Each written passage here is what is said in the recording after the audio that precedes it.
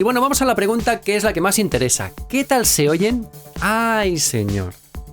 Yo cuando abrí estos auriculares dije, bueno, habrá que probarlos, forma parte de mi trabajo, bueno, tengo que hacerlo, vamos a abrirlos, vamos a probarlos, vamos a conectarlos. Cuando me puse los auriculares y reproduje por primera vez mi lista de reproducción de auriculares, testing headphones que tengo yo en Spotify, a los 30 segundos ya estaba diciendo: What the fuck leches, ¿cómo se oyen estos auriculares? ¿Pero qué graves tienen estos auriculares? Con unos diafragmas de 7,2 milímetros tienen unos graves atronadores que te retumban las orejas.